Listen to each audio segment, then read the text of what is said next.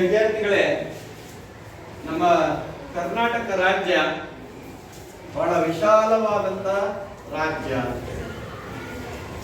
ಕಾವೇರಿಯಿಂದ ಗೋದಾವರಿ ವರೆಗಿದ್ದ ನಾಡದ ಕನ್ನಡದವಳು ಅಂತಕ್ಕಂಥ ಕವಿರಾಜ ಮಾರ್ಗಕಾರನ ವಿಚಾರವನ್ನ ನಾವು ತಿಳ್ಕೊಳ್ಳೋದಾದ್ರೆ, ಕರ್ನಾಟಕ ರಾಜ್ಯ ವಿಸ್ತಾರವಾದಂತಹ ಒಂದು ವಿಶಾಲವಾದಂತಹ ರಾಜ್ಯ ಆಗಿತ್ತು. ಆದರೆ ಪ್ರಾಂತವಾರು ವಿಭಜನೆ ಆದಂತಹ ಸಂದರ್ಭದಲ್ಲಿ ಕರ್ನಾಟಕ ರಾಜ್ಯ ತನ್ನ ಒಂದು ಪ್ರಾಂತವನ್ನ ವಿಭಾಗಿಸಬೇಕಾಯಿತು. ಹಾಗಾಗಿ ನೆರೆ ರಾಜ್ಯಗಳು ಕೇರಳ, ತಮಿಳುನಾಡು, ಆಂಧ್ರ ಪ್ರದೇಶ, ಈ ಕಡೆ ಮಂಗಳೂರು, ಉಡುಪಿ, ಆ ಕಡೆ ಭಾಗಕ್ಕೂ ಕೂಡ ಆ ಕೇರಳ ರಾಜ್ಯದ ಕೆಲವೊಂದು ಪ್ರದೇಶಗಳು ಸೇರ್ಕೊಂಡು ಆ ರೀತಿಯಾದಂತಹ ಒಂದು ಊರು ಯಾವುದು, ಕೇರಳದ ಕಾಸರಗೋಡು ಅಂತ ಹೇಳಿ. ಆ ಕೇರಳದ ಕಾಸರಗೋಡಿನ ಒಬ್ಬ ಸಾಹಿತ್ಯಗಳಿದ್ದಾರೆ, ಅವರು ಎಂ ಗೋವಿಂದ ಪೈ ಅಂತ ಹೇಳಿ. ಹಾಗೇನೆ ಕೈಯಾರ ಕಿನ್ನನೆರೆ ಅಂತ ಕೇಳಿದ್ದೀರ ನೀವು, ಅವರು ಕೂಡ ಅದೇ ಕಾಸರಗೋಡ್ನವರು ಅಂತಕ್ಕಂಥದ್ದು. ನೋಡಿ, ನಮ್ಮ ಕರ್ನಾಟಕ ರಾಜ್ಯ, ಈ ರಾಜ್ಯ ಇದೆಯಲ್ಲ, ಅದನ್ನು ನಾಡು ಅಂತಲೂ ಕೂಡ ಕರೀತೀವಿ ನಾವು. ಈ ನಾಡು ನುಡಿಯ ಆತ್ಮಾಭಿಮಾನದಿಂದ ಕೂಡಿದಂತ ದೇಶಾಭಿಮಾನವು ನಾಡಿನ ಏಳಿಗೆಗಾಗಿ ದುಡಿಯುವಂತೆ ನಮ್ಮೆಲ್ಲರನ್ನ ಪ್ರೇರೇಪಿಸುತ್ತಲ್ವಾ? ನಾವೆಲ್ಲ ನಮ್ಮ ರಾಜ್ಯದ, ದೇಶದ ಉನ್ನತಿಗಾಗಿ ದುಡಿಬೇಕು ಅಂತಕ್ಕಂಥ ಭಾವನೆ ಇರ್ತದಲ್ವಾ? ಆ ಹಿನ್ನೆಲೆಯಲ್ಲಿ ಭವ್ಯ ಪರಂಪರೆಯುಳ್ಳಂತಹ ಕರುನಾಡು ಅಂದ್ರೆ ಕರ್ನಾಟಕ ರಾಜ್ಯ ಅನೇಕ ಪ್ರಾಂತ್ಯಗಳಲ್ಲಿ ಹರಿದು ಹಂಚಿ ಹೋಗಿದ್ದಂತಹ ಕಾಲದಲ್ಲಿ ಕರ್ನಾಟಕ ಏಕೀಕರಣದ ಕನಸನ್ನ ಕಂಡವರು ಅನೇಕ ಜನರು. ಕನ್ನಡದ ಮಕ್ಕಳೆಲ್ಲ ಒಂದಾಗಿ ಬನ್ನಿ ಅಂತಕ್ಕಂಥ ಒಂದು ಹಾಡಿದೆ, ಕೇಳಿರಲ್ಲ? ಹಾಗೆಯೇ ಉದಯವಾಗಲಿ ನಮ್ಮ ಚೆಲುವ ಕನ್ನಡ ನಾಡು, ಉದಯವಾಗಲಿ ನಮ್ಮ ಚೆಲುವ ಕನ್ನಡ ನಾಡು. ಇದನ್ನ ಬರೆದಂತ ಕವಿ ವಿಗಿಲಗಳು ನಾರಾಯಣ ರಾಯರು.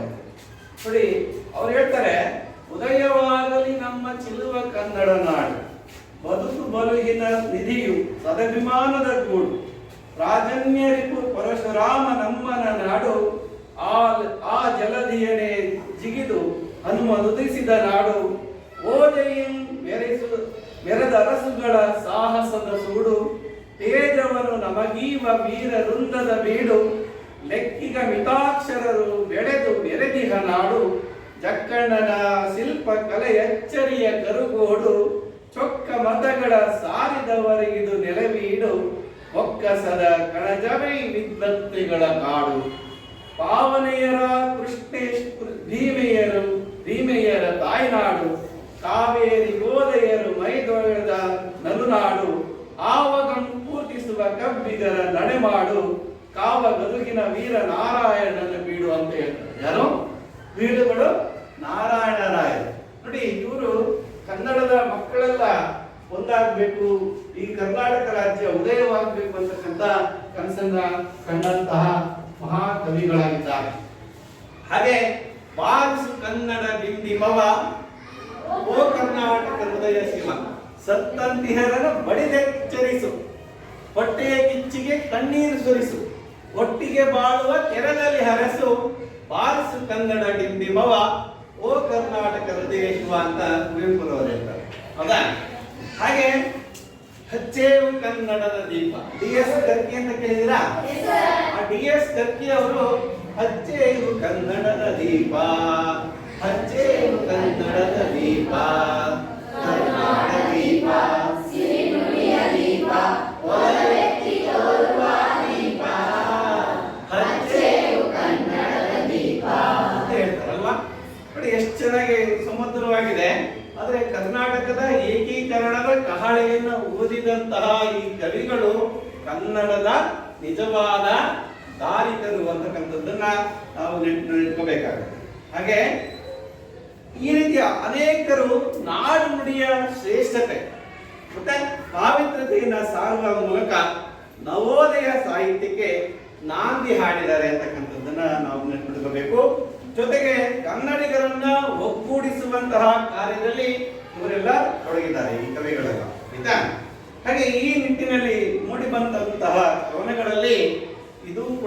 ಇದು ಯಾವ್ದಪ್ಪ ಅಂದ್ರೆ ಕನ್ನಡಿಗರ ತಾಯಿ. ಯಾವ ಪದ್ಯ? ಕನ್ನಡಿಗರ ತಾಯಿ. ಕನ್ನಡಿಗರ ತಾಯಿ. Very good.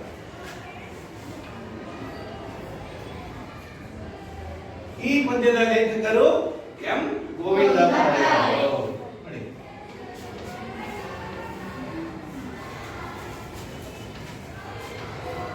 ನಿಮ್ಮೊಂದು ಪ್ರಶ್ನೆ ಕೇಳ್ತೀನಿ, ಗೊತ್ತಿದ್ರೆ ಹೇಳಿ. ಕನ್ನಡದ ರಾಷ್ಟ್ರ ಕವಿಗಳು ಯಾರ್ಯಾರು?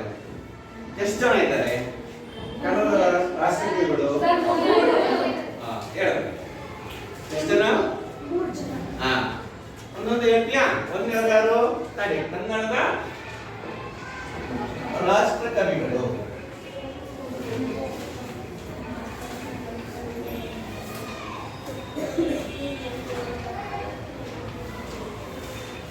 ಈಗ ಒಂದೆರಡು M Govinda Pai. Very good. ಎರಡನೇವರು ಕುವೆಂಪು. ಹೌದಾ? ಕುವೆಂಪು. ಮೂರನೇವರು very good. G S. Shivarudrappa. Very good. ಮೊದಲು ಹೀಗೆ ಕನ್ನಡದ ರಾಷ್ಟ್ರ ಕವಿಗಳನ್ನು ನಾವು ಕಾಣ್ತೀವಿ. ಆ ತರ ಕನ್ನಡದ ಮೊದಲ ರಾಷ್ಟ್ರ ಕವಿಗಳಲ್ಲಿ ಒಬ್ಬರು ಯಾರು? ಎಂ ಗೋವಿಂದ ಪೈ. ಇವರು ಬರೆದಂತ ಕನ್ನಡಿಗರ ತಾಯಿ ಎಂಬ ಪದ್ಯವನ್ನ ನಾವು ಇವತ್ತು ನೋಡ್ಬೇಕಾಗಿದೆ. ಆಯ್ತಾ? ನೋಡಿ, ತಾಯಿ ಬಾರ ಮೊಗವ ತೋರ ಕನ್ನಡಿಗರ ಮಾತೆ. ತಾಯಿ ಅಂದ್ರೆ ಭುವನೇಶ್ವರಿ ತಾಯಿ. ಯಾರು ತಾಯಿ ಅಂದ್ರೆ? ಭುವನೇಶ್ವರ ತಾಯಿ. ಭುವನೇಶ್ವರಿ ತಾಯಿ.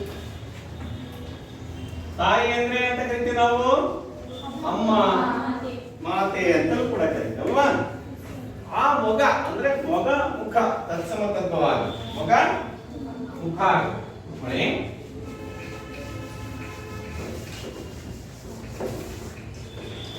ಮುಖ ಏನಾಗುತ್ತೆ? ತತ್ಸಮ ತತ್ವ ರೂಪ ಮುಖ ಅಂತ ನೋಟ್ ಮಾಡ್ಕೊಳ್ಳಿ. ನಿನ್ನ ಮುಖವನ್ನ ತೋರಿಸು, ನಿನ್ನ ದರ್ಶನಾಶೀರ್ವಾದವನ್ನ ನಮಗೆ ಕರುಣಿಸು ಅಂತಕ್ಕಂಥ ಮಾತನ್ನ ಇಲ್ಲಿ ಕವಿ ಹೇಳ್ತಾ ಇದ್ದಾರೆ. ನೋಡಿ, ಮಾತೆಯೇ ಅಂದಾಗ ಒಂದು ಲೇಖನ ಚಿಹ್ನೆ ಇದೆ ಅಲ್ಲಿ. ಯಾವ ಲೇಖನ ಚಿಹ್ನೆ ಇದೆ? ಭಾವಸೂಚಕ ಚಿಹ್ನೆ. ಏನಂತೀವಿ ಇದನ್ನ? ಭಾವಸೂಚಕ ಚಿಹ್ನೆ. ಆಶ್ಚರ್ಯ, ಅಚ್ಚರಿ ಇವನ್ನೆಲ್ಲ ಸೂಚಿಸತಕ್ಕಂಥದ್ದು ಭಾವಸೂಚಕ ಆಯ್ತಾ? ಭಾವಸೂಚಕ ಚಿಹ್ನೆ. ಹರಸು ಅಂದ್ರೆ ಆಶೀರ್ವದಿಸು ಅಂತ. ಹರಸು ಅಂದ್ರೆ ಅಂತ ಆಶೀರ್ವದಿಸು.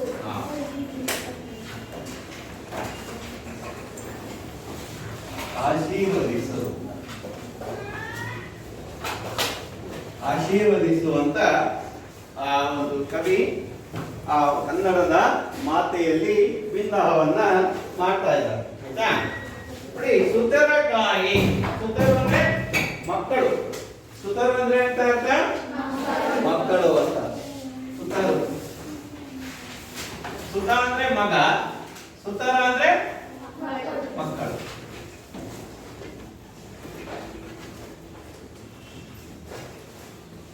ಮಕ್ಕಳನ್ನ ಕಾಪಾಡು, ರಕ್ಷಿಸು ಅಂತ ಹೇಳ್ತಾರೆ. ನಮ್ಮ ಜನ್ಮದಾತೆ, ನಮ್ಮೆಲ್ಲರನ್ನು ಹೆತ್ತ ತಾಯಿ ಒಬ್ಬಳಾದ್ರೆ ಹೊತ್ತ ನಾಡು ಇನ್ನೊಂದು. ಹೌದಾ? ಹೆತ್ತ ತಾಯಿ ಹೊತ್ತ ನಾಡು ಸ್ವರ್ಗಕ್ಕಿಂತ ಮಿಗಿಲು ಅಂತ ಹೇಳ್ತೀವಲ್ಲ, ಆ ತರ ನಮ್ಮ ತಪ್ಪ ನೆನೆದು ತಾಳ್ವೆ. ನಮ್ಮ ಎಷ್ಟೋ ತಪ್ಪುಗಳನ್ನ ಸಹಿಸಿದ್ದೀಯಾ, ಸಹಿಸಿಕೊಂಡಿದ್ದೀಯಾ? ಹೌದಾ? ಯಾವುದೇ ರೀತಿಯಾದಂತಹ ಮಕ್ಕಳಿಗೆ ಅನ್ಯಾಯವನ್ನ ನೀನು ಮಾಡಿಲ್ಲ. ನಿನ್ನನ್ನ ತುಳಿದಾಡ್ತೀವಿ ನಾವು ಅಲ್ವಾ? ಕನ್ನಡ ಪದವನ್ನು ಕೆಲವರು ತಪ್ಪು ಮಾತಾಡ್ತೀವಿ ನಾವು, ಅದು ಕೂಡ ಸಹಿಸಿಕೊಂಡಿದ್ದಾರೆ. ಯಾರು? ಕನ್ನಡ ತಾಳ್ವೆ, ತಾಳುವೆ. ಅಕ್ಕರೆಂದೆಮ್ಮ ನಾಳ್ವೆ. ಅಕ್ಕರೆಂದ್ರೆ ಪ್ರೀತಿ. ಅಕ್ಕರೆಂದ್ರೆ ಅಂತ ಪ್ರೀತಿಯಿಂದ ನಮ್ಮನ್ನ ಆಳ್ತಾ ಇದೆಯಾ ಅಂದ್ರೆ ಹರಿಸ್ತಾ ಇದೆಯಾ, ಆಳ್ವಿಕೆಯನ್ನ ಮಾಡ್ತಾ ಇರ್ತದೆ, ರಕ್ಷಣೆಯನ್ನ ಮಾಡ್ತಾ ಇದೆಯಾ, ಪ್ರೀತಿ. ನೀನೆ ಕಣ ನಮ್ಮ ಬಾಳ್ವೆ. ಬಾಳ್ವೆ ಅಂದ್ರೆ ಜೀವನ. ಹೌದಾ? ನೀನಿಲ್ಲದೆ ನಾವು ಒಂದಿನ ಇರಕ್ಕಾಗೋದಿಲ್ಲ. ಯಾಕಂದ್ರೆ ಒಂದು ನೋವಾದಾಗ ಹೇಳ್ತೀವಿ ನಾವು, ಅಮ್ಮ ಅಂತೀವಲ್ವಾ? ಕನ್ನಡ ಪದವನ್ನ ಮಾತಾಡಿದ್ರೆ ಸಾಧ್ಯನೇ ಇಲ್ಲ. ಆ ತರ ಆ ಒಂದು ವಿಚಾರವನ್ನು ಹೇಳ್ತಾರೆ. ಬಾಳುವೆ ಅಂದ್ರೆ ಜೀವನ.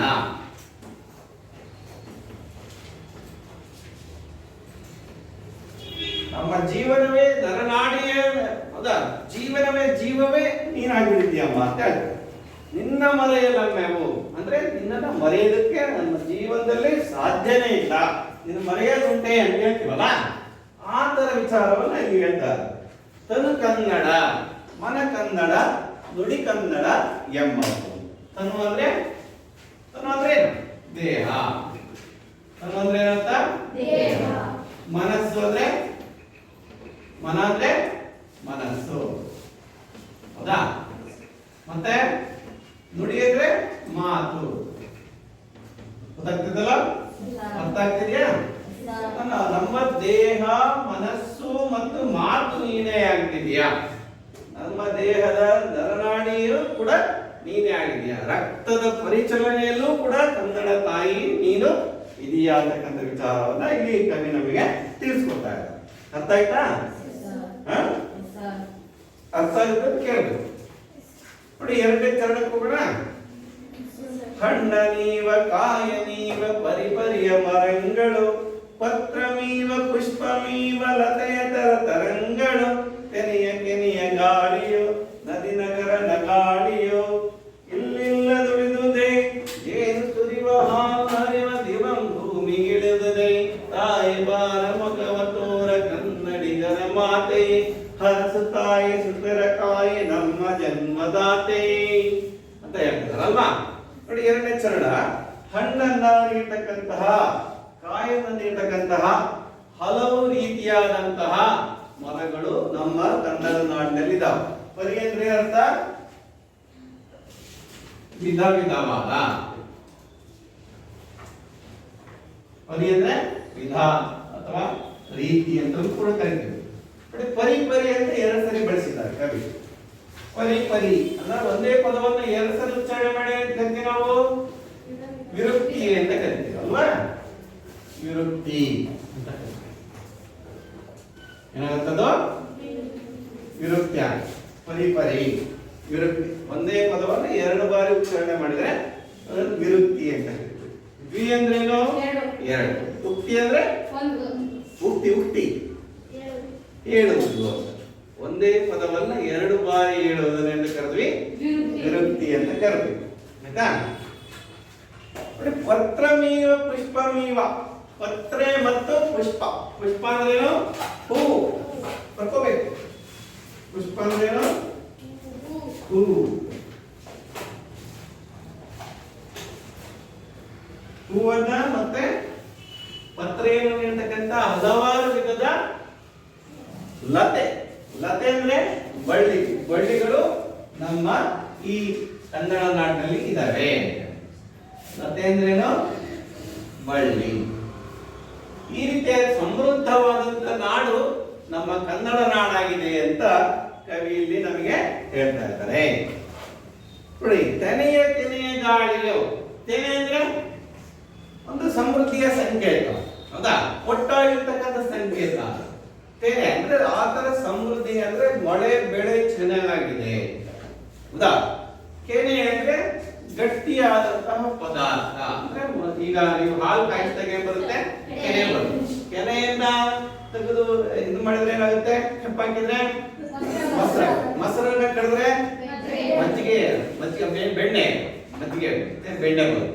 ಬೆಣ್ಣೆಯ ಕಾಯಿಸಿದ್ರೆ ಈ ರೀತಿಯಾದಂತಹ ಸಂಪದ್ಯುಕ್ತವಾದಂತಹ ನಾಡು ನಮ್ಮ ಕನ್ನಡ ನಾಡಾಗಿದೆ ಅಂತ ಹೇಳ್ತಾರೆ. ಆಯ್ತಾ? ನೆಕ್ಸ್ಟ್, ಖಗ ಮೃಗೋರ ಗಾಳಿಯು. ಖಗ ಅಂದ್ರೆ ಪಕ್ಷಿ. ಖಗ ಅಂದ್ರೆ ಏನಂತ? ಪಕ್ಷಿ. ಬರ್ಕೊಳ್ಳಿ. ಖಗ ಅಂದ್ರೆ ಪಕ್ಷಿ. ಮೃಗ ಅಂದ್ರೆ ಪ್ರಾಣಿ. ಮೃಗ ಅಂದ್ರೆ ಅರ್ಥ ಪ್ರಾಣಿ.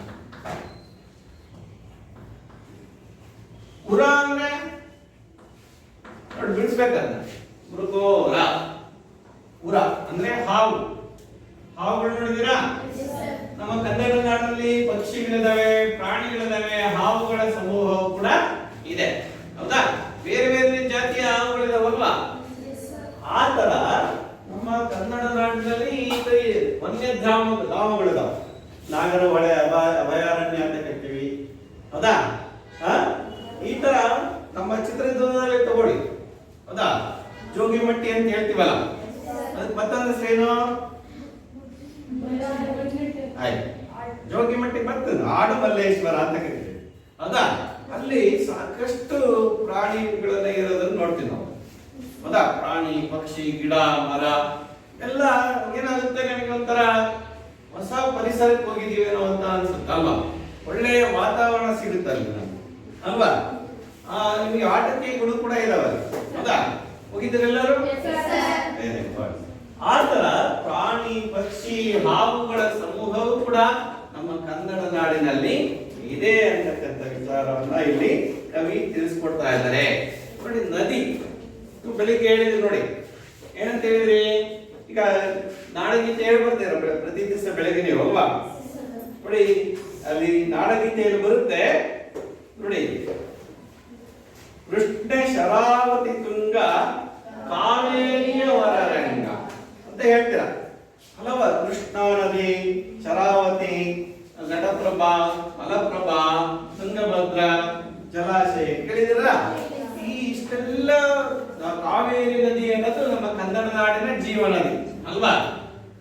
ಈ ರೀತಿಯಾಗಿ ನದಿಗಳು ನಮ್ಮ ರಾಜ್ಯವನ್ನ, ಕನ್ನಡ ನಾಡನ್ನ ಸಂಪದ್ಭರಿತಗೊಳಿಸಿವೆ. ನಗರಗಳು ಏನಾಗ್ತದೆ? ನಗರಗಳು ನಮ್ಮ ನಿತ್ಯ ಜೀವನದ ಉಪಯೋಗಕ್ಕೆ ಬರತಕ್ಕಂತ ವಸ್ತುಗಳನ್ನ ಉತ್ಪಾದನೆ ಮಾಡಲಿಕ್ಕೆ ನಗರಗಳು ಬಹಳಷ್ಟು ಕಾರಣ ಆಗ್ತವೆ, ಹೌದಲ್ಲ? ಆ ನಗರಗಳಲ್ಲಿ ಸಾಕಷ್ಟು ಮುಂದುವರೆದಂತ ನಗರಗಳು, ಮಹಾನಗರ ಅಂತ ಕರಿತೀವಿ. ಏನಂತ? ಬೆಂಗಳೂರು ಇದೆಯಲ್ಲ, ಇದು ಮಹಾನಗರ, ಹೌದಾ? ಸಿಲಿಕಾನ್ ಸಿಟಿ ಯಾವುದು? ಬೆಂಗಳೂರು ಅಂತ ಕರಿತೀವಿ. ಸ್ಮಾರ್ಟ್ ಸಿಟಿ ಅಂತ ಕರಿತೀವಿ. ಇನ್ನೊಂದು ಯಾವ್ದನ್ನ? ದಾವಣಗೆರೆ, ಹೌದಾ? ಶಿವಮೊಗ್ಗ, ಹೌದಾ? ಚಿತ್ರದುರ್ಗ, ಹಾವೇರಿ, ಹಾಸನ, ಈ ರೀತಿ ಬೇರೆ ಬೇರೆ ನಗರಗಳು ನಮ್ಮ ಕರ್ನಾಟಕ ರಾಜ್ಯದಲ್ಲಿ ಇರೋದನ್ನ ನಾವು ಕಾಣ್ತೀವಿ. ನಗಾಳಿ ಅಂತ ಕರೀತಾರಲ್ಲ, ನದಿ ಆದ್ಮೇಲೆ ನಗರ, ನಗಾಳಿ ಅಂದ್ರೆ ಪರ್ವತಗಳ ಸಾಲು. ನಗಾಳಿ ಅಂದ್ರೆ ಅರ್ಥ ಪರ್ವತಗಳ ಸಾಲು, ಪರ್ವತಗಳ ಸಾಲನೆಂದ ಕರೆದರೆ ಕವಿ ನಗಾಳಿ ಅಂತ ಕರೆದರೆ ನಗಾಳಿ ಅಂತ ಕರೆದರು, ಗೊತ್ತಾಯ್ತಾ? ಈ ಇಲ್ಲಿಲ್ಲದಿರುತ್ತದೆ ನೋಡಿ, ಈ ಕನ್ನಡ ನಾಡಿನಲ್ಲಿ ಇಲ್ಲದೆ ಇರತಕ್ಕಂತ ಯಾವುದೇ ರೀತಿಯಾದಂತ ವಸ್ತು ಇಲ್ಲ, ಎಲ್ಲವೂ ಕೂಡ ಇದೆ. ಈ ಕನ್ನಡ ನಾಡಿನಲ್ಲಿ ಮರಗಳಿದ್ದಾವೆ, ಗಿಡಗಳಿದ್ದಾವೆ, ಪ್ರಾಣಿಗಳಿದ್ದಾವೆ, ಪಕ್ಷಿಗಳಿದ್ದಾವೆ, ಹಾವುಗಳ ಸಮೂಹ ಇದೆ, ನದಿ ಇದೆ, ನಗರ ಇದೆ, ಮತ್ತೆ ಪರ್ವತಗಳ ಸಾಲು ಕೂಡ ನಮ್ಮ ಕನ್ನಡ ನಾಡಲ್ಲಿ ಇದೆ. ಅಂದ್ರೆ ಈ ನಾಡಿನ ಕನ್ನಡ ನಾಡಿನ ಗಂಧದ ಬೀಡು, ಹೌದಾ? ಆ ರೀತಿಯಾದಂತಹ ಅದಕ್ಕೆ ಹೇಳಿದರೆ ಜೇನು ಸುರಿಯುವ ಹಾಲು ಹರಿವ ದಿವಂ ಭೂಮಿಗಳಿದೆ. ಜೇನು ಸುರಿಯುವ ಹಾಲು ಹರಿವ ದಿವಂ ಅಂತ ಕರೀತಾರೆ. ದಿವಂ ಅಂದ್ರೆ ಸ್ವರ್ಗ. ನೋಡಿ, ಜೇನಿನ ಹೊಳೆಯೋ ಹಾಲಿನ ಹೊಳೆಯೋ ಸುಧೆಯೋ ಕನ್ನಡ ಸವಿ ನುಡಿಯೋ ವಾಣಿಯ ವೀಣೆಯ ಸ್ವರ ಮಾಧುರ್ಯವೋ ಸುಮಧುರ ಕನ್ನಡ ನುಡಿಯೋ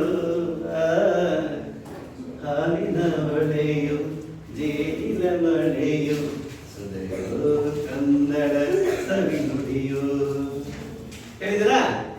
ಡಾಕ್ಟರ್ ರಾಜ್ಕುಮಾರ್ ಅವರು ಅಂದ್ರೆ ಜೇನು ಸುರಿಯುವ ಹಾಲು ಹರಿಯುವ ದಿವಂ ಭೂಮಿಗಳು. ದಿವಂ ಅಂದ್ರೆ ಅರ್ಥ ಸ್ವರ್ಗ ನಮ್ಮ ಕನ್ನಡ ನಾಡಲ್ಲಿ ಹರಿದಿದೆ. ಅಷ್ಟೊಂದು ಸಮೃದ್ಧವಾದಂತ ನಾಡು ನಮ್ಮದಾಗಿದೆ ಅಂತಕ್ಕಂಥ ಅಭಿಪ್ರಾಯವನ್ನ ಇಲ್ಲಿ ಕವಿ ವ್ಯಕ್ತಪಡಿಸ್ತಾ ಇದ್ದಾರೆ. ಗೊತ್ತಾಯ್ತಾ?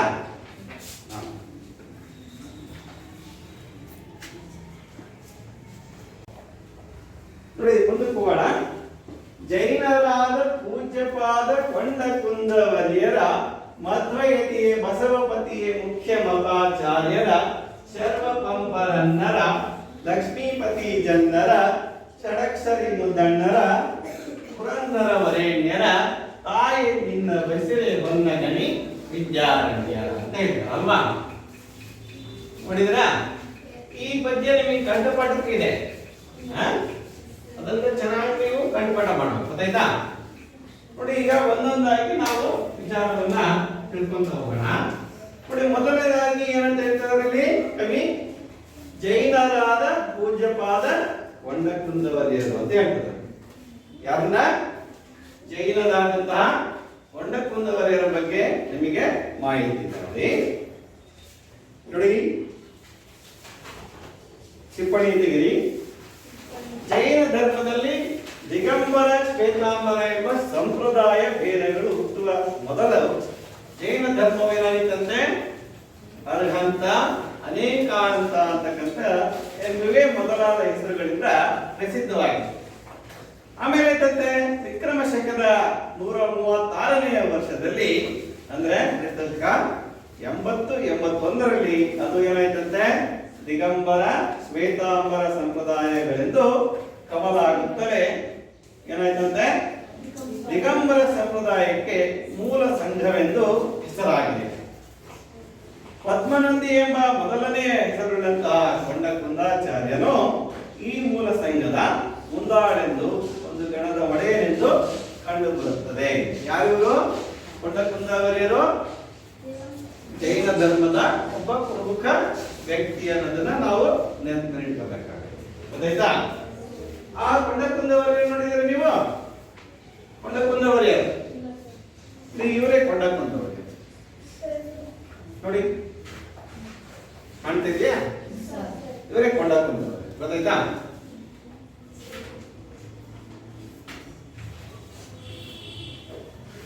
ಕಾಣಿಸ್ತದೆಯಾ? ಕೊಂಡಕುಂದವರಿಯರು ಆಯ್ತಾ?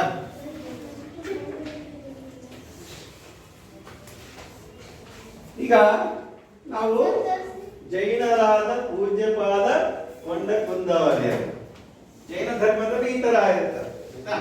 ದಿಗಂಬರ ಸಂಪ್ರದಾಯಕ್ಕೆ ಸೇರಿರೋದು, ಅದನ್ನ ನೀವು ನೆನಪಿಟ್ಕೋಬೇಕು. ನೋಡಿ ಎರಡನೇದು ಮಧ್ವಯತಿಯೇ ಬಸವಪತಿಯೇ ಮುಖ್ಯ ಮತಾಚಾರ್ಯರ ಅಂತ ಕರೀತಾರೆ ಅಲ್ವಾ? ಮಧ್ವಾಚಾರ್ಯರು, ಮಧ್ವಯತಿ ಅಂದ್ರೆ ಅರ್ಥ ಮಧ್ವಾಚಾರ್ಯರು. ಈಗ ನೋಡ್ತಾ ಇದ್ದೀರಲ್ಲ, ಇವರು ಯಾರು? ಮಧ್ವಾಚಾರ್ಯರು. ಈ ಮಧ್ವಾಚಾರ್ಯರ ಬಗ್ಗೆ ನಾವು ತಿಳ್ಕೋಬೇಕಪ್ಪ ಅಂದ್ರೆ ನೋಡಿ, ವೇದಾಂತ ದರ್ಶನದಲ್ಲಿ ಮಧ್ವಾಚಾರ್ಯರು ದ್ವೈತ ಸಿದ್ಧಾಂತವನ್ನ ಪ್ರತಿಪಾದಿಸ್ತಾರೆ. ಯಾರು? ಮಧ್ವಾಚಾರ್ಯರು ದ್ವೈತ ಸಿದ್ಧಾಂತದ ಉತ್ತರ ಪ್ರತಿಪಾದಕರು ಅಂತ ಕರೀತಾರೆ ಆಯ್ತಾ? ಇವರು ದ್ವೈತ ಅಂದ್ರೆ ಏನಪ್ಪಾ ಅಂದ್ರೆ ಅರ್ಥ ಜೀವಾತ್ಮ ಪರಮಾತ್ಮ ಬೇರೆ ಬೇರೆ ಎಂದರ್ಥ. ದ್ವೈತ ಅಂದ್ರೆ ಅರ್ಥ ಜೀವಾತ್ಮ ಪರಮಾತ್ಮ ಬೇರೆ ಬೇರೆ ಅಂತ. ಇವರು 13-14ನೇ ಶತಮಾನದಲ್ಲಿ ಇದ್ದಂತವ್ರು. ಯಾರು? ಮಧ್ವಾಚಾರ್ಯರು. ನೋಡಿ, ಅವರು ಭಕ್ತಿ ಮಾರ್ಗದ ಪ್ರವರ್ತಕರಲ್ಲಿ ಪ್ರಮುಖರಾದಂತವ್ರು. ಯಾರು? ಮಧ್ವಾಚಾರ್ಯರು. ನೋಡಿ, ಇವರು ಉಡುಪಿಯ ಅಷ್ಟಮಠಗಳನ್ನು ಸ್ಥಾಪನೆ ಮಾಡಿದ್ದಾರೆ. ನೀವು ಉಡುಪಿಗೆ ಹೋಗಿದ್ದೀರಾ? ಅಲ್ಲಿ ಉಡುಪಿಯಲ್ಲಿ ಮಠಗಳಿದಾವೆ, ಹೌದಾ? ಒಂದು ಋಷಿಕೇಶ ತೀರ್ಥ ಅಂತ ಕರೀತಾರೆ, ಅದನ್ನ ಪಾಲಿಮಾರು ಮಠ ಅಂತ ಕರೀತಾರೆ. ಎರಡನೇದು ನರಸಿಂಹ ತೀರ್ಥ ಅಂತ ಕರೀತಾರೆ, ಅದು ಆನಮಾರು ಮಠ ಅಂತ ಕರೀತಾರೆ. ಮತ್ತೆ ಮೂರನೇದು ಜನಾರ್ದನ ತೀರ್ಥ ಅಂತ ಕರೀತಾರೆ, ಅದನ್ನ ಕೃಷ್ಣಾಪುರ ಮಠ ಅಂತ ಕರೀತಾರೆ. ಉಪೇಂದ್ರ ತೀರ್ಥ ಅಂತಕ್ಕಂಥದ್ದು ಪುತ್ತಿಗೆ ಮಠ ಅಂತೇಳಿ. ಮತ್ತೆ ಐದನೇದು ವಾಮನ ತೀರ್ಥ ಅಂತೇಳಿ ಶಿರೂರು ಮಠ ಅಂತೇಳಿ. ಮತ್ತೆ ಆರನೇದು ವಿಷ್ಣು ತೀರ್ಥ ಅಂತೇಳಿ ಅದು ಸೋಧೆ ಮಠ ಅಂತ ಕರೀತಾರೆ. ಏಳನೇದು ಶ್ರೀರಾಮ ತೀರ್ಥ ಅಂತೇಳಿ ಅದು ಕಾಣಿಯೂರು ಮಠ ಅಂತ ಕರೀತಾರೆ. ನೆಕ್ಸ್ಟ್ ಎಂಟನೇದು ಅಧೋಕ್ಷಜ ಅಂದ್ರೆ ಅದು ಅಕ್ಷೋಭ್ಯ ಅಂತ ಕೂಡ ಕರೀತಾರೆ, ಅದನ್ನ ಪೇಜಾವರ ಮಠ ಅಂತ ಕರೀತಾರೆ. ಈ ರೀತಿಯಾಗಿ ಅಷ್ಟ ಮಠಗಳನ್ನು ಸ್ಥಾಪನೆ ಮಾಡಿದವರು ಯಾರು? ಮಧ್ವಾಚಾರ್ಯರು. ನೋಡಿ, ಅವರ ಹೆಸರು ಕಾಣ್ತಿದೆ ನಿಮಗೆ. ಈ ಮಧ್ವಾಚಾರ್ಯರು ಒಂದು ನಮ್ಮ ಕನ್ನಡ ನಾಡಿನ ಕುಲದೀಪಕರು ಅಂತಲೂ ಕೂಡ ಕರೀತಾರೆ. ನಂತರ ನಾವು ಮೂರನೇದಾಗಿ ತಿಳ್ಕೋಬೇಕಾದ್ರು ಯಾರ ಹೆಸರೇನಿದೆ ನೋಡಿ, ಮಧ್ವಾಚಾರ್ಯ ಅಂತ ಬಸವೇಶ್ವರರು. Very good. ಹೌದಾ? ಬಸವೇಶ್ವರರು ನೋಡಿದ್ದೀರಾ? ಬಸವೇಶ್ವರರು ನೋಡಿ, ಈ ಬಸವೇಶ್ವರರ ಪರಿಚಯ ಮಾಡ್ಕೊಳ್ಳೋಣ ನಾವೀಗ. 12ನೇ ಶತಮಾನದಲ್ಲಿ ಕಾಯಕವೇ ಕೈಲಾಸ ತತ್ವದ ಹಿನ್ನೆಲೆಯಲ್ಲಿ ಲೋಕ ಕಲ್ಯಾಣ ಮಾಡಿದಂತ ವ್ಯಕ್ತಿ ಯಾರು? ಬಸವೇಶ್ವರರು. ಅವರ ದೃಷ್ಟಿಯಲ್ಲಿ ದೇವರು ಒಬ್ಬನೇ ಮತ್ತು ಅವನು ಮಾನವನಲ್ಲಿದ್ದಾನೆ ಹೊರತು ಗುಡಿ ಗುಂಡಾರಗಳಲ್ಲಿ ಅಲ್ಲ ಅಂತಕ್ಕಂಥ ವಿಚಾರವನ್ನು ಹೇಳಿದ್ರು. ಕೆಲಸ ಮಾಡಿ ಜೀವನ ನಡೆಸಬೇಕು ಅಂದ್ರೆ ಕಾಯಕವೇ ಕೈಲಾಸ ಅಂತಕ್ಕಂಥ ತತ್ವವನ್ನ ಮರಿಬಾರದು. ಆಲಸಿ ಜೀವನ ಸಲ್ಲದು ಅಂತಕ್ಕಂಥ ವಿಚಾರವನ್ನು ಹೇಳಿದ್ದಾರೆ. ಯಾವಾಗಲೂ ಸೋಮಾರಿತನವನ್ನು ಬಿಟ್ಟು ತಾವು ದುಡಿದು ತಿನ್ಬೇಕು ಅಂತಕ್ಕಂಥದ್ದು. ಮತ್ತೆ ಜಾತಿ ಮತ ಲಿಂಗಗಳ ಭೇದವನ್ನ ತಿರಸ್ಕರಿಸಿದವರು, ಸಾಮಾಜಿಕ ಕ್ರಾಂತಿಗೆ ಕಾರಣರಾದವರು ಯಾರು? ನೋಡಿ, ಬಸವಣ್ಣನವರನ್ನ ಜಗಜ್ಯೋತಿ ಬಸವೇಶ್ವರರು ಅಂತ ಕರಿತೀವಲ್ವಾ? ಮತ್ತೇನ್ ಕರಿತೀವಿ? ಕ್ರಾಂತಿ ಯೋಗಿ ಬಸವಣ್ಣ, ಮತ್ತೆ ಭಕ್ತಿ ಭಂಡಾರಿ ಬಸವಣ್ಣ ಅಂತಲೂ ಕುಡಿತಾರೆ. ಹೌದಾ? ಕರೀತಾರಲ್ವಾ? ನೋಡಿ, ಈಗ ಬಿಜ್ಜಳ ಅಂತ ಕೇಳಿದ್ರೆ ನೀವು, ಕಲಚೂರಿ ವಂಶದ ಬಿಜ್ಜಳನ ಆಸ್ಥಾನದಲ್ಲಿ ಭಂಡಾರಿಯಾಗಿ ಮಂತ್ರಿಯಾಗಿ ಯಶಸ್ವಿಯಾಗಿ ಕೆಲಸವನ್ನ ಮಾಡಿದಂತವ್ರು ಯಾರು? ಬಸವೇಶ್ವರರು. ನೋಡಿ, ಮಾನವೀಯತೆ ಕಾಯಕ ನಿಷ್ಠೆಯ ಧರ್ಮದ ಬುನಾದಿಯಾಗಬೇಕೆಂದು ಬಲವಾಗಿ ನಂಬಿದಂತ ಬಸವಣ್ಣನವರು ತಮ್ಮ ವಚನಗಳ ಮೂಲಕ ಕಾಯಕವೇ ಕೈಲಾಸ ತತ್ವವನ್ನ ಅದು ಪ್ರತಿಪಾದಿಸಿದ್ರು. ದೈವೇ ಧರ್ಮದ ಮೂಲವಯ್ಯ ಅಂತ ಹೇಳಿದ್ರು. ಸ್ವರ್ಗ ಎಲ್ಲವೋ, ಹೌದಾ? ಅಯ್ಯ ಎಂದರೆ ಸ್ವರ್ಗ, ಎಲ್ಲವೋ ಎಂದರೆ ನರಕ. ಕೇಳಿದರೆ ವಚನನ ಎಂದು ಸಾರಿದ್ರು. ಆ ಮೂಲಕ ತಮ್ಮ ಮಾನವತಾವಾದಕ್ಕೆ ಸಾಹಿತ್ಯದ ಸ್ಪರ್ಶವನ್ನು ನೀಡಿದಂತವರು ಯಾರು? ಕನ್ನಡ ಸಾಹಿತ್ಯಕ್ಕೆ ವಚನಗಳ ಮೂಲಕ ಅವರ ಅಪೂರ್ವ ಕೊಡುಗೆ ಅಪಾರವಾದ್ದು.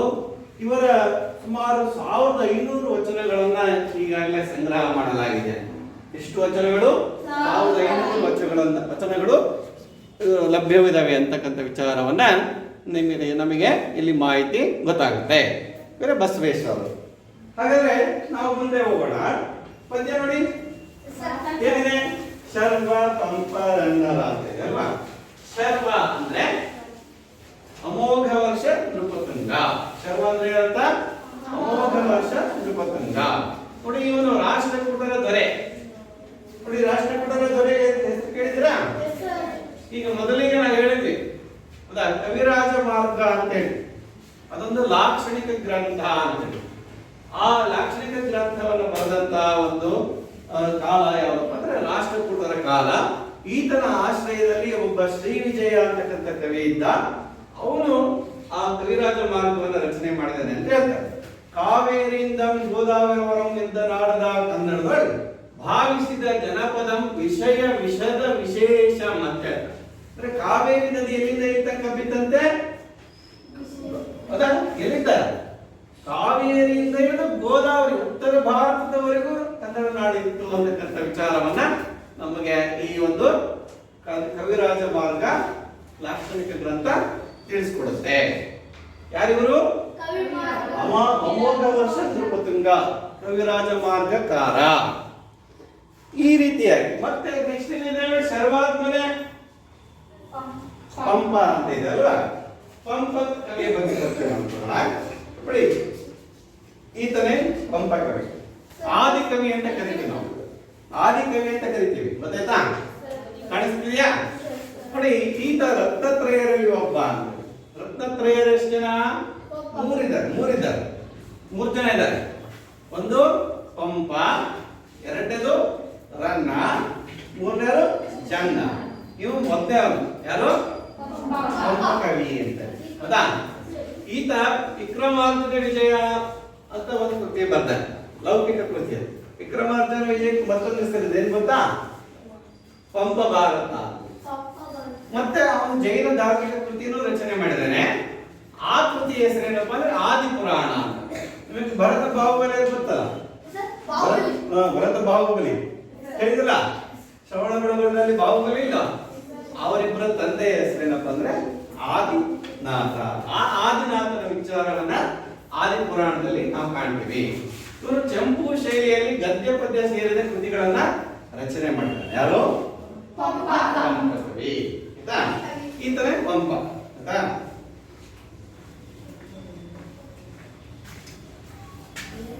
ನಂತರ ಎರಡನೇ ರನ್ನ ಕವಿ ಹೌದಾ ರನ್ನ ಅಂತಾನೆ ಪಂಪ ಆದ್ಮೇಲೆ ರನ್ನ ನೋಡಿ ರನ್ನ ನೋಡಿದ್ರೆ ನೀವು ರನ್ನ ಈತ ಅಜಿತ ತೀರ್ಥಂಕರ ಪುರಾಣ ತಿಲಕಂ ಅಂತಕ್ಕಂಥ ಒಂದು ಕೃತಿಯನ್ನು ರಚನೆ ಮಾಡ್ತಾನೆ ಮತ್ತೆ ಸಾಹಸ ಭೀಮ ವಿಜಯಂ ಅಂತಕ್ಕಂಥ ಕೃತಿಯನ್ನು ರಚನೆ ಮಾಡಿದ್ದಾನೆ ಅಂದ್ರೆ ರನ್ನ ಇಲ್ಲಿ ಭೀಮನಿಗೆ ಹೋಲಿಸಿದ ತನ್ನ ತನ್ನ ಆಶ್ರಯದಾತನಾದಂತಹ ಕವಿ ಹೌದಾ ತೈಲಕನ್ನ ಹೋಲಿಸಿದ ಅದರ ಪಂಪ ಹೇಗೆ ಅರ್ಜುನನ್ನ ಹರಿಕೇಸರಿಗೆ ಹೋಲಿಸಿದ್ನೋ ಆ ತರ ಇವನು ಕೂಡ ತನ್ನ ಆಶ್ರಯದಾತನನ್ನ ಭೀಮನಿಗೆ ಹೋಲಿಸಿ ಕೃತಿಯನ್ನು ರಚನೆ ಮಾಡಿದ್ದಾನೆ ಆ ಸಾಹಸ ಭೀಮ ವಿಜಯಕ್ಕೆ ಮತ್ತೊಂದು ಹೆಸರು ಇದೆ ಏನಂತ ಗದಾಯುದ್ಧ ಅಂತೇಳಿ ಇವನೊಬ್ಬ ಶಕ್ತಿ ಕವಿ ಅಂತಕ್ಕಂಥ ಇದೆ ಪ್ರಖ್ಯಾತಿಯನ್ನ ಪಡೆದಿದ್ದಾನೆ ರನ್ನರಿರಲು ಕನ್ನಡಕ್ಕೆ ಅನ್ಯರಿಂದ ಬಹುದಿದ್ದಕ್ಕೆ ಬರಿಯ ಕವಿಯೇ ಸಿಡಿಲ ಚಕ್ಕೆ ಅಂತಕ್ಕಂಥ ಕುವೆಂಪುರವರ ಹೊಗಳಿಕೆಗೆ ಪಾತ್ರನಾಗಿರ್ತಕ್ಕಂಥ ಕವಿ ಯಾರು ರನ್ನ ಇವನು ರತ್ನತ್ರಯರಲ್ಲಿ ಇವನು ಕೂಡ ಒಬ್ಬ ಪಂಪ ಆದ್ಮೇಲೆ ರನ್ನ ಮತ್ತೆ ಕವಿ ಚಕ್ರವರ್ತಿಗಳು ಕೂಡ ಒಬ್ಬ ಯಾರು ರನ್ನ ಕವಿ ಕಾಣ್ತಾ ಇದೆ ನಿಮ್ಗೆ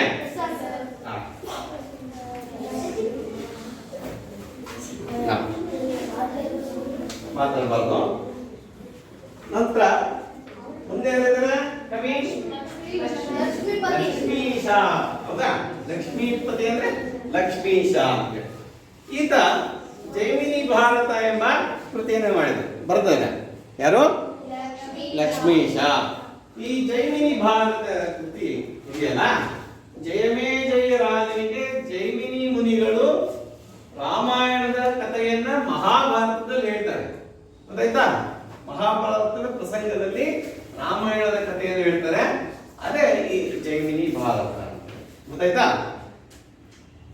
ನಂತರ ಯಾರಿದ್ದಾರೆ ಜನ್ನ ಕವಿ ಇದ್ದಾನೆ ಅಲ್ವಾ ಈ ಜನ್ನ ಕವಿ ಬಗ್ಗೆ ನಾವು ತಿಳ್ಕೊಳ್ಳೋದಾದ್ರೆ ಈತನು ಕೂಡ ಕವಿ ಚಕ್ರವರ್ತಿಗಳಲ್ಲಿ ಒಬ್ಬ ಮೂರನೇ ಅವನು ಗೊತ್ತಾಯ್ತಾ ಈ ಕವಿ ಚಕ್ರವರ್ತಿಗಳಲ್ಲಿ ಒಬ್ಬನಾದಂತ ಈ ಜನ್ನ ಕವಿ ಯಶೋಧರ ಚರಿತೆ ಅಂತಕ್ಕಂಥ ಒಂದು ಕೃತಿಯನ್ನು ಬರುತ್ತದೆ ಯಾವ ಕೃತಿ ಯಶೋಧರ ಚರಿತೆ ಒಂದು ಇನ್ನೊಂದು ಅನಂತನಾಥ ಪುರಾಣ ಅಂತಕ್ಕಂಥ ಕೃತಿಯನ್ನು ಕೂಡ ರಚನೆ ಮಾಡಿದ್ದಾನೆ ಯಾರು ಜನ್ನ ಕವಿ ಆಯ್ತಾ ನಂತರ ಷಡಕ್ಷರ ದೇವ ಹೌದಾ ಷಡಕ್ಷರಿ ಅಂತಿದೆ ನೋಡಿ ಆ ಷಡಕ್ಷರಿ ಅಂದ್ರೆ ಷಡಕ್ಷರ ದೇವ ಅಂತಲೂ ಕೂಡ ಕರೀತಾರೆ ಈತ ಅಲಂಕಾರ ಶೈಲಿಯಲ್ಲಿ ಉತ್ಪ್ರೇಕ್ಷೆಗೆ ಪ್ರಸಿದ್ಧನಾದಂತ ಒಬ್ಬ ಕವಿ ಯಾರು ಷಡಕ್ಷರ ದೇವ ಅಂತೇಳಿ ಈತ ಚಂಪು ಕೃತಿಗಳನ್ನು ರಚನೆ ಮಾಡಿದ್ದಾನೆ ಯಾವ್ಯಾವಪ್ಪ ಅಂದ್ರೆ ಒಂದು ರಾಜಶೇಖರ ವಿಳಾಸ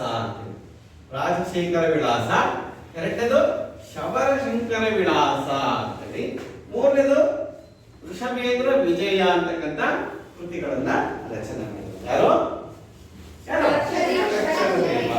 ನೋಡಿ ಮುದ್ದಣ ಅಂತ ನೆಕ್ಸ್ಟ್ ಏನಿದೆ ಮುದ್ದಣ ಅಥವಾ ಮುದ್ದಣ್ಣ ಅಂತ ಕರೀತಾರೆ ಈತನ ನಿಜವಾದ ಹೆಸರೇನಪ್ಪ ಅಂದ್ರೆ ನಂದಳಿಕೆ ಲಕ್ಷ್ಮೀನಾರಾಯಣ ಅಂತೇಳಿ ಯಾರು ಮುದ್ದಣ್ಣ ಈತ ನಂದಳಿಕೆ ಲಕ್ಷ್ಮೀನಾರಾಯಣ ಅಂತಕ್ಕಂಥ ನಿಜವಾದ ಹೆಸರು ಇವನು ಯಕ್ಷಗಾನ ಪ್ರಸಂಗಗಳನ್ನು ರಚನೆ ಮಾಡಿದ್ದಾನೆ ಆ ಯಕ್ಷಗಾನ ಪ್ರಸಂಗಗಳಪ್ಪ ಅಂದ್ರೆ ರತ್ನಾವತಿ ಕಲ್ಯಾಣ ಒಂದನೇದು ಎರಡನೇದು ಕುಮಾರ ವಿಜಯ ಅಂತಕ್ಕಂಥ ಈ ಎರಡು ಯಕ್ಷಗಾನ ಪ್ರಸಂಗಗಳನ್ನ ರಚನೆ ಮಾಡಿದ್ದಾನೆ ನೆಕ್ಸ್ಟ್ ವಾರ್ಧಕ ಷಟ್ಪದಿಯಲ್ಲಿ ಶ್ರೀರಾಮ ಪಟ್ಟಾಭಿಷೇಕಂ ಅಂತಕ್ಕಂಥ ಕೃತಿಯನ್ನು ರಚನೆ ಮಾಡಿದ್ದಾನೆ ಹಳಗನ್ನಡ ಶೈಲಿಯ ಗದ್ಯ ಕಾವ್ಯಗಳನ್ನ ರಚನೆ ಮಾಡಿದ್ದಾನೆ ಅದರಲ್ಲಿ ಯಾವ್ದಪ್ಪ ಅಂದ್ರೆ ಅದ್ಭುತ ರಾಮಾಯಣ ಮತ್ತೆ ಎರಡನೇದು ಶ್ರೀರಾಮಾಷ್ಟಮೇಧಂ ಅಂತಕ್ಕಂಥ ಕೃತಿಯನ್ನ ರಚನೆ ಮಾಡಿದ್ದಾನೆ ಅಂತಕ್ಕಂಥದ್ದು ನೆಕ್ಸ್ಟ್ ಪುರಂದರ ದಾಸರು ನೋಡಿ ದಾಸರೆಂದರೆ ಪುರಂದರ ದಾಸರಯ್ಯ ಎಂಬ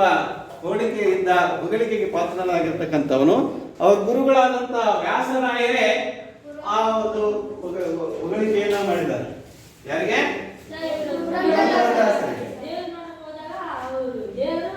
ಕನಕದಾಸರು ಅವರು ಕನಕದಾಸರು ಇವರು ಪುರಂದರ ಈ ಕನಕದಾಸರುಗಳಲ್ಲ ಇವರು ಅವರು ಸಮಕಾಲೀನರು ಜೊತೆಗಿದ್ದಂತವ್ರು ಜೊತೆಗೆ ವಿದ್ಯಾಭ್ಯಾಸವನ್ನು ಮಾಡಿದಂತವ್ರು ಇಬ್ಬರು ಬಹಳಷ್ಟು ಸಹಪಾಠಿಗಳು ಹೌದಾ ಇಬ್ಬರು ಕೂಡ ದಾಸ ಶ್ರೇಷ್ಠರು ಕೀರ್ತನೆಗಳನ್ನ ರಚನೆ ಮಾಡ್ತಾರೆ.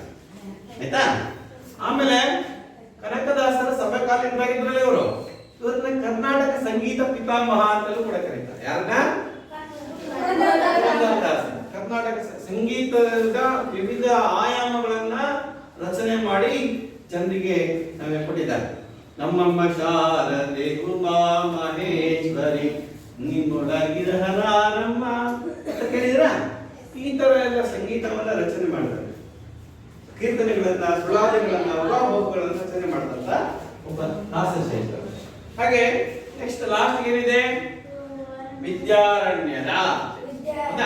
ವಿದ್ಯಾರಣ್ಯರು ಇವರು ವಿಜಯನಗರ ಅಂತ ಕೇಳಿದ್ರಲ್ಲ, ವಿಜಯನಗರ ಅಂತ ಕೇಳಿದ್ರ? ಅದನ್ನ ಏನಂತ ಕರೀತಾರೆ? ಸುವರ್ಣ ಯುಗ ಅಂತ ಕರೀತಾರೆ ಅದನ್ನ, ಹೌದಾ? ಅಂತ ವಿಜಯನಗರದ ಸ್ಥಾಪನೆ ಮಾಡಬೇಕು ಅಂತಕ್ಕಂಥ ಹಿನ್ನೆಲೆಯಲ್ಲಿ ಹಕ್ಕ ಬುಕ್ಕ ಅಂತ ಕೇಳಿದ್ರ? ಹಕ್ಕ ಬುಕ್ಕರಾಯರ್ ಅಂತ ಕೇಳಿದ್ರಲ್ಲ, ಆ ಹಕ್ಕ ಬುಕ್ಕರಾಯರಿಗೆ ಪ್ರೇರಣೆ ನೀಡಿದಂತ ಗುರುಗಳು ಇವರು. ಯಾರು? ವಿದ್ಯಾರಣ್ಯ. ನೀವು ಸಾಮ್ರಾಜ್ಯವನ್ನು ಸ್ಥಾಪನೆ ಮಾಡಿ ಈ ರೀತಿಯಲ್ಲಿ ಆಳ್ವಿಕೆ ಮಾಡಿ ಅಂತ ಹೇಳಿ ಅವರಿಬ್ಬರಿಗೂ ಸಾಮ್ರಾಜ್ಯವನ್ನು, ವಿಜಯನಗರ ಸಾಮ್ರಾಜ್ಯ ಸ್ಥಾಪನೆಗೆ ಮಾರ್ಗದರ್ಶಕರಾಗಿರ್ತಕ್ಕಂಥವ್ರು ಯಾರು? ವಿದ್ಯಾರಣ್ಯ. ಕಾಣ್ತಾ ಇದೆಯಲ್ಲ ನಿಮಗೆ? ಗುರುಗಳು ಇದ್ದಾರೆ. ಮತ್ತೆ ಹಕ್ಕ ಬುಕ್ಕರು ಇವರಿಗೆ ಅವರ ಉಪದೇಶವನ್ನ ಪಡೆದಿದ್ದಾರೆ.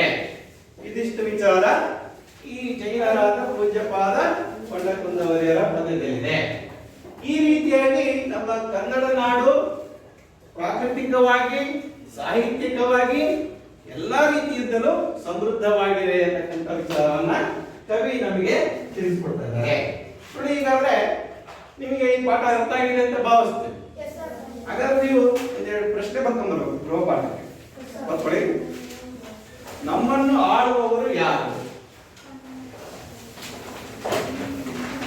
ನೀವು ನಾಳೆ ಬರ್ಬೇಕಾದ್ರೆ ಬರ್ಕೊಂಡ್ಬಂದು ತೋರ್ಬೇಕು ಆಯ್ತಾ? ಗೃಹ ಪಾಠ.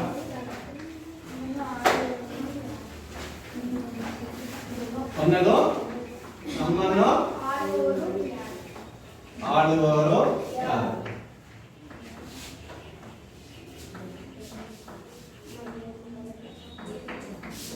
ಎರಡನೇದು, ಲತೆ ಯಾವುದನ್ನೆಲ್ಲ ನೀಡುತ್ತದೆ? ಲತೆ ಯಾವುದನ್ನೆಲ್ಲ ನೀಡುತ್ತದೆ? ಈ ಎರಡು ಪ್ರಶ್ನೆಗಳಿಗೆ ನೀವು ನಾಳೆ ಬರ್ಬೇಕಾದ್ರೆ ಉತ್ತರ ಮಾಡ್ಕೊಂಡು ಬರ್ಬೇಕು ಆಯ್ತಾ?